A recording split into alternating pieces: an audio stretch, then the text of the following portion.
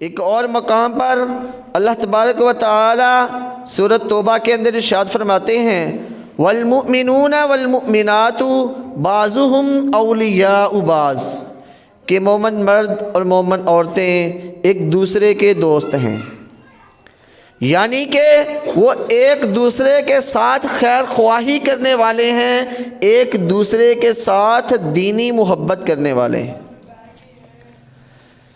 اور ان کا کام کیا ہوتا ہے؟ یأمرون بالمعروف وینہون عن المنکر، کہ وہ نیکی کا حکم دیتے ہیں اور برائی سے روکتے ہیں۔ اور اس کے بعد وَيُقِيمُونَ الصَّلَاةَ وَيُؤْتُونَ الزَّكَاةَ، وہ نمازوں کو قائم کرتے ہیں اور زکوٰۃوں کو ادا کرتے ہیں۔ وَيُطِيعُونَ اللَّهَ وَرَسُولَهُ، اور وہ اللہ اور اس کے رسول صلی اللہ علیہ وسلم کی اطاعت کرتے ہیں۔ جو لوگ یہ کام کرتے ہیں ان کے بارے میں پھر اللہ تبارک و تعالیٰ فرماتے ہیں اولئک سیرحمہم اللہ، کہ یہی وہ لوگ ہیں جن کے اوپر اللہ رب العالمین رحم فرمائیں گے۔ ان اللہ عزیز حکیم، بے شک اللہ تبارک و تعالی غالب ہے اور حکمتوں والا ہے۔ تو اس آیت کریمہ میں ہمیں ایک تو یہ درس ملتا ہے کہ جو مومن ہوتا ہے وہ مومن کا دوست ہوتا ہے، اور اس کے بعد اللہ تبارک و تعالی نے نماز، زکوٰۃ اور ایسے کام کرنے کی جو بنیادی ہے حکم دیا ہے، اور ان کا انعام یہ بتلایا ہے کہ اللہ تبارک و تعالی ان کے اوپر رحم فرمائیں گے، اور جس کے اوپر اللہ تبارک و تعالی رحم فرما دے اس کے اوپر کوئی ظلم نہیں کر سکتا۔ نبی اکرم صلی اللہ علیہ وسلم نے تمام مومنوں کو ایک جسم کی مانند قرار دیا ہے۔ آپ صلی اللہ علیہ وسلم نے فرمایا کہ مومنوں کی مثال ایک دوسرے کے ساتھ ایسے ہے کہ ایک دوسرے کے ساتھ محبت کرنے والے ہیں، اور ایک دوسرے پر ترس کھانے والے ہیں، اور ایک دوسرے پر شفقت کرنے میں ایک جسم کی مانند ہے، کہ جب اس کا ایک حصہ، ایک عضو بیمار ہوتا ہے تو یہ سارے کا سارا بخار سے تڑپ اٹھتا ہے۔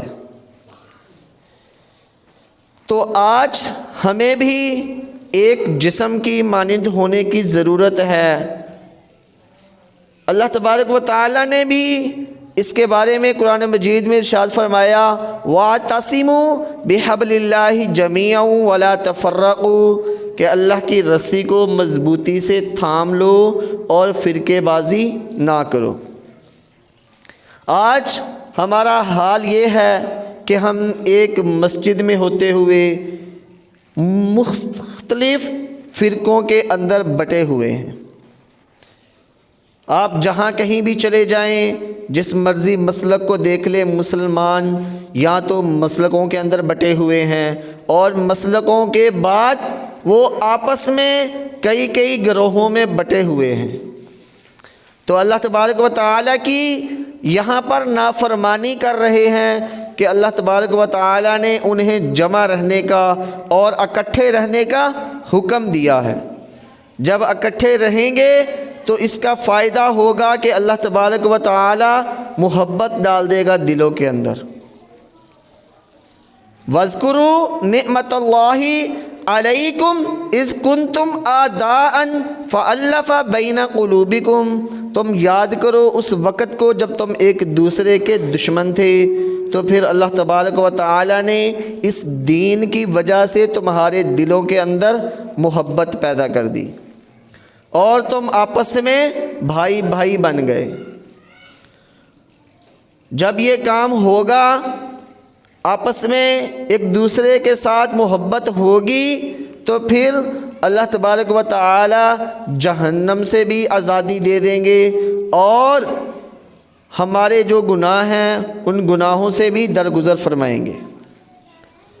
اس آیت کریمہ میں اللہ تبارک و تعالی نے جو عرب کے قبائل تھے جو مدینہ کے اندر رہتے تھے، اگر وہاں پر کبھی کوئی بندہ کسی قبیلے کا غلطی سے قتل ہو جاتا تو اس کے بدلے میں دوسرے قبیلے والے اس کے درجنوں افراد کو ہلاک کر دیتے، مار دیتے بدلے میں۔ تو جب اسلام آیا تو آپ صلی اللہ علیہ وسلم نے تمام لوگوں کو آپس میں بھائی بھائی بنا دیا۔ جو پہلے ایک دوسرے کے جانی دشمن تھے اب ایک دوسرے کے لیے جان قربان کرنے والے بن گئے۔ یہ اوس اور خزرج کے درمیان کی بات ہو رہی ہے کہ ان کی آپس میں اتنی لڑائیاں ہوا کرتی تھیں کہ ان کی جنگیں سالوں سال ہی جاری رہتی تھیں۔ جاہلیت کی جنگوں میں ایک جنگ بؤاس بھی مشہور ہے جس کے اندر بے شمار لوگ قتل ہوئے، لیکن جب اسلام آیا تو اسلام نے تمام لوگوں کے درمیان محبت پیدا کر دی۔ آج بھی ہمیں ایک دوسرے کے ساتھ پیار اور محبت سے رہنے کی کوشش کرنی چاہیے اور آپس میں وہی بھائی چارہ قائم کرنا چاہیے جو صحابہ کرام کیا کرتے تھے۔ صحابہ کرام اس حد تک آپس میں بھائی چارہ اور ان کی محبت تھی کہ ایک دفعہ ایک صحابی کے ہاں بکری کی گردن ہدیہ آئی، تحفہ آئی، تو اس نے سوچا کہ میرا وہ فلاں بھائی زیادہ بھوکا ہے، اس کے بچے بھوکے ہیں، تو میں اب اس کو اس کے ہاں تحفہ بھیج دیتا ہوں تاکہ وہ کھا لے، میری خیر ہے۔ تو جب اس نے اگلے بھائی کے گھر بھیجا تو اس نے سوچا کہ میرا وہ فلاں بھائی اس کا زیادہ مستحق ہے، اس کو اس کی زیادہ ضرورت ہے، اس نے تیسرے کے ہاں بھیج دی اور آگے اس نے چوتھے کے ہاں بھیج دی۔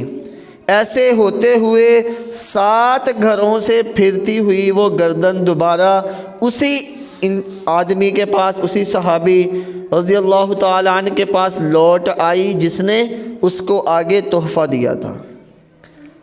اسی کے بارے میں پھر آیت نازل ہوئی قرآن کے اندر، وَيُؤْثِرُونَ عَلَىٰ أَنفُسِهِمْ وَلَوْ كَانَ بِهِمْ خَصَاصَةٌ، کہ وہ اپنی جانوں پر، اپنے مالوں پر دوسروں کو ترجیح دیتے ہیں۔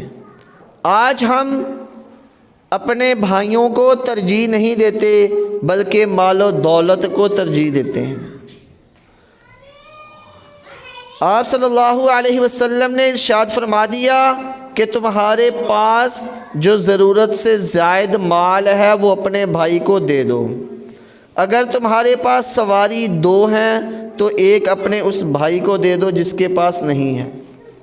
لیکن آج ہمارا حال یہ ہے کہ ہمارے گھروں میں پڑے ہوئے کھانے خراب تو ہو جاتے ہیں لیکن کبھی ہم نے اپنے بھائیوں کو، بہنوں کو تحفہ تن وہ چیزیں نہیں بھیجی۔